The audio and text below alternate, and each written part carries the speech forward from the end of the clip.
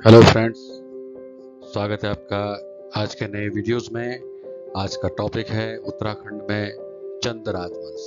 पहले आपको बता दें, हमारी क्लास का नाम है हिल्स स्टडी पॉइंट और आज हम इस पर लेकर आए हैं उत्तराखंड का एक बहुत महत्वपूर्ण राजवंश जिसका नाम है चंद राजवंश। तो चंद राजवंश से रिलेटेड हम कुछ प्रश्न यहाँ पे करेंगे जो अति महत्वपूर्ण है। तो हमारा चंद राजवंश आज का टॉपिक है। तो आइए चलते हैं आज की वीडियो की तरफ। पहला प्रश्न है इसमें, चंद वंश का सबसे शक्तिशाली राजा कौन था? तो जी हाँ, उसका उत्तर है बाज बहादुर चंद। बाज बहादुर चंद इसका सबसे शक्तिशाली राजा था। प्रश्न 2 है, चंद राजाओं का राज चिन्ह क्या था? तो जी हाँ, ये था गाय। गाय चंद राजाओं का राज चिन्ह था। तीसरा प्रश्न, परमार वंश के किस शासक ने अपनी राजधानी परमार वंश के किस शासक ने अपनी राजधानी चांदपुर से देवलगढ़ और फिर देवलगढ़ से श्रीनगर में स्थानांतरित की? चांदपुर से देवलगढ़ और फिर देवलगढ़ से श्रीनगर स्थानांतरित की। तो ये एकमात्र राजा था राजा अजयपाल। बहुत विराट और प्रसिद्ध शासन रहा है चंद शासकों का उत्तराखंड पर। इसका प्रभाव आज भी है। कई राजा हुए इसमें और उत्तराखंड जो रहा है वो वीर भूमि रहा है, वीरों की भूमि रही है। तो एक चंद वंश इसमें था। आज हम इसी को कवर कर रहे हैं। आइए चलते हैं क्वेश्चन नंबर 4 पे। परमार शासकों को शाह की उपाधि किसके द्वारा दी गई? आपको पता है कि परमार शासकों को जो शाह की उपाधि दी गई, ये दी गई थी लोदियों द्वारा। तो देखिए, हमने इसमें जो है परमार वंश और चंद वंश दोनों को मिलाया है। दोनों के क्वेश्चन आपको इसमें मिल सकते हैं, लेकिन ज़्यादातर इसमें जो है आपको चंद वंश से संबंधित ही क्वेश्चन मिलने वाले हैं। तो परमार शासकों को शाह की उपाधि जो दी थी वो लोदियों द्वारा दी गई थी। प्रश्न नंबर 5, सर्वप्रथम किस परमार शासक ने अपने नाम के आगे शाह की उपाधि धारण की थी? तो ये थे आपके बलभद्र शाह।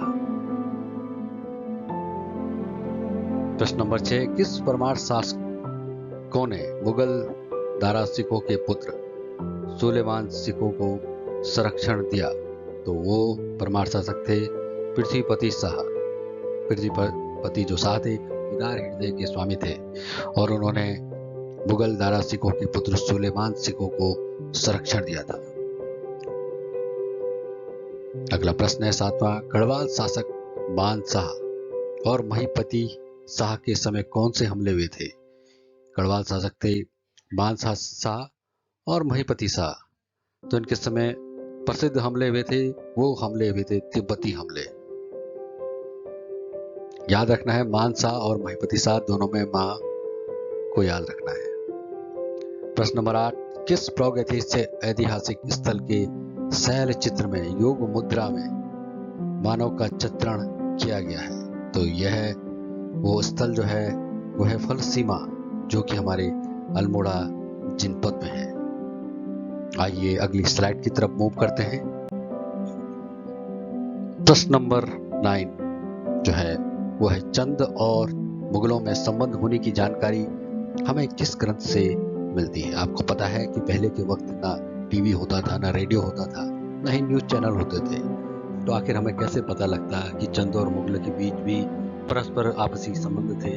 तो वो हमें बायोग्राफी या कुछ उस समय के जो साहित्य होते थे उनसे ही पता लगता था। उन स्रोतों से हमें पता लगता था कि इन शासकों के बीच संबंध था। तो वो चंद और मुगलों के बीच की जो जानकारी है वो हमें मिलती है शाहनामा और जहांगीरनामा। ये जो दो पुस्तकें हैं इनसे हमें जानकारी, जो साहित्य है इनसे हमें जानकारी मिलती है। शाहनामा और जहांगीरनामा, ये आपको याद रखना है। अगला प्रश्न है 10वां, कुमाऊं में चंद शासक का अंत कब और किसके द्वारा किया गया?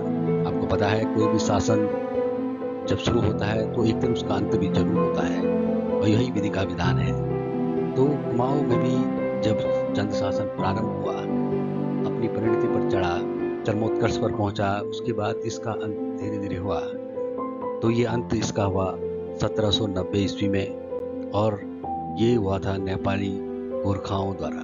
जब नेपाल के गोरखाओं का आक्रमण उत्तराखंड में हुआ तो चंद जो शासक था कुमाऊं क्षेत्र में 1790 में वो धराशायी हो गया, उसका धीरे धीरे पतन की तरफ अग्रसर हो गया।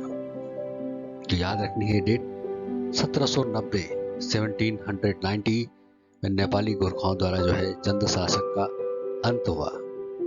अगला प्रश्न है 11वां, चंद वंश का अंतिम शासक कौन था?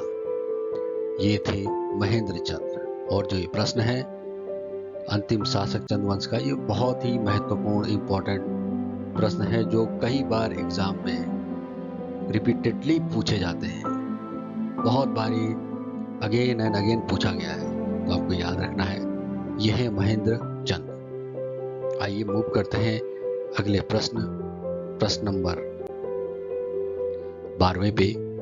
अल्मोड़ा शहर में स्थित मल्ला महल के किले का निर्माण, आपको पता है कोई भी महल हो उसके चारों किले बंदी होती थी आक्रमण से बचने के लिए। तो जो ये किले बंदी हुई थी ये किसके द्वारा की गई थी? ये की गई थी आपके द्वारा, किस शासक ने करवाया था ये जो किले का निर्माण था, मल्ला महल के किले का निर्माण? तो ये कराया था कल्याण चंद ने, ये भी आपको याद रखना है। 13वां प्रश्न, स्कंद पुराण में उत्तराखंड क्षेत्र की सर्वाधिक चर्चा है। अगर हम स्कंद पुराण को ले लें तो ये एकमात्र सब पुराण है जिसमें उत्तराखंड की सर्वाधिक चर्चा है। वैसे तो और पुराणों में भी है यदा कदा, लेकिन स्कंद पुराण एक बहुत महत्वपूर्ण ऐतिहासिक पौराणिक स्रोत है उत्तराखंड के इतिहास को जानने का, और इसमें उत्तराखंड की सर्वाधिक चर्चा हुई। और इस स्कंद पुराण में इस क्षेत्र को क्या नाम दिया गया था जिसे हम आज उत्तराखंड कहते हैं? तो इस क्षेत्र को नाम दिया गया था मानसखंड और केदारखंड। मानसखंड और केदारखंड। मानसखंड जिसे हम आज कुमाऊं क्षेत्र कहते हैं वो इसमें आता था, और जो गढ़वाल क्षेत्र है आज का वो उस टाइम का केदारखंड था। तो दो खंडों में विभाजित था स्कंद पुराण के अनुसार, वो था मानसखंड और केदारखंड। अब है प्रश्न नंबर 14वां, उत्तराखंड का प्रथम उल्लेख किस धार्मिक ग्रंथ में मिलता है? प्रथम उल्लेख, पहली बार जो उल्लेख मिलता है उत्तराखंड का वो मिलता है ऋग्वेद। सबसे प्राचीन वेद है ये ऋग्वेद, जिसमें इसका उल्लेख मिलता है। क्वेश्चन नंबर 15वां, ऋग्वेद में उत्तराखंड क्षेत्र के लिए कहा गया है? निश्चित ही बात है उत्तराखंड तो उसका आधुनिक नाम है, लेकिन इतिहास में इसका नाम और था। तो ऋग्वेद के समय इस उत्तराखंड के क्षेत्र को कहा जाता था देवताओं और मनुष्यों की पूर्ण भूमि। देवता और मनुष्यों की पूर्ण भूमि देवभूमि। आइए अगली स्लाइड की तरफ मूव करते हैं। हमारे सामने पेश है प्रश्न नंबर 16, उत्तराखंड पर शासन करने वाली प्रथम राजनीतिक शक्ति, पॉलिटिकल पावर कौन सी थी? तो आइए इस सवाल को जवाब आपने देना है। ये सवाल हम आपके लिए छोड़ देते हैं और कमेंट बॉक्स में जरूर लिखिए उत्तराखंड पर शासन करने वाली प्रथम राजनीतिक शक्ति कौन सी थी। प्रश्न नंबर 17वां, कुड़िंद वंश का सबसे शक्तिशाली शासक कौन था? तो ये था अमोघबोधी। प्रश्न 18वां, शकों के बाद राज्य के तराई क्षेत्रों पर अधिकार हो गया। किसका अधिकार हो गया था? कुषाणों का हो गया था, जो तराई क्षेत्र थे उन पर। अगला प्रश्न है 19वां, छठवीं सदी में उत्तरार्ध में, छठवीं सदी के उत्तरार्ध में किसने उत्तराखंड पर अधिकार कर लिया था? जो क्या था? कन्नौज के मौखरियों ने। प्रश्न 20वां, मौखरियों के बाद उत्तराखंड पर किस बाहरी राजवंश की सत्ता स्थापित हुई? तो यह है वर्धन वंश, और इसमें हर्ष उस समय का राजा था। मौखरियों के बाद आई वर्धन वंश, और मौखरी कन्नौज के जो मौखरी थे वो कब आई? छठवीं सदी के उत्तरार्ध में। प्रश्न नंबर 21वां, नर्तकों का सुंदर चित्रण किस शैल चित्र में किया गया है? नर्तकों यानी कि जो डांसर थे उनका सुंदर चित्रण जो किया गया है वो कसार देवी शैल चित्र में किया गया है और ये आपका अल्मोड़ा में है। अगला है 22वां प्रश्न, मलारी गांव के प्रागैतिहासिक पुरास्थल की खुदाई कब और किसके द्वारा की गई? मलारी गांव के प्रागैतिहासिक की खुदाई कब और किसके द्वारा की गई? तो इसका है गढ़वाल विश्वविद्यालय श्रीनगर द्वारा सन 2002 में। मलारी गांव जो है वो चमोली में है। आपको बताया यहाँ से क्या मिला है, एक स्वर्ण मुखौटा भी यहाँ से मिला है, एक चेहरे पे लगाने वाला मुखौटा, वो भी सोने का। तो मलारी गांव जो है एक प्रागैतिहासिक पुरास्थल है, इसकी खुदाई भी, और ये मलारी गांव जो है चमोली जनपद में है उत्तराखंड के। प्रश्न नंबर 23वां, किस स्थल से नीले रंग के शैल चित्र मिले हैं? नीले रंग के, याद रखना है, नीले ब्लू कलर के शैल चित्र मिले हैं। ये मिले हैं आपके हुडली, उत्तरकाशी। हुडली जो है कहाँ पर है? ये उत्तरकाशी में। आइए चलते हैं अगली स्लाइड पर। प्रश्न 24वां, कार्तिकेयपुर राजवंश के प्रथम परमार वंश का प्रथम राजा कौन था? कार्तिकेयपुर राजवंश के प्रथम परिवार वंश का प्रथम राजा ये था बसंत देव। ये प्रश्न भी बहुधा पूछा गया है, बहुत बार पूछा गया है। बसंत देव, कार्तिकेयपुर राजवंश के प्रथम परिवार या वंश का प्रथम राजा बसंत देव था। प्रश्न 25वां, निंबर वंश का वह कौन सा शासक था जिसने समस्त उत्तराखंड को एक सूत्र में बांधने का प्रयास किया था? उत्तराखंड में जो शक्तियां थी वो बटी हुई थी, विभाजित थी, छोटे मोटे गढ़ बने हुए थे, राजा थे, उन सबको एक सूत्र में एक सेंट्रलाइज पावर बनाने की जिन्होंने प्रयास किया वो निंबर वंश के थे। निंबर पुत्र इष्टगण, इष्टगण उस वो राजा था निंबर वंश का जिसने प्रयास किया। प्रश्न 26वां, जागेश्वर में किस शासक ने नवदुर्गा, महिष मदिनी, लकुशीस तथा नटराज आदि मंदिरों का निर्माण कराया?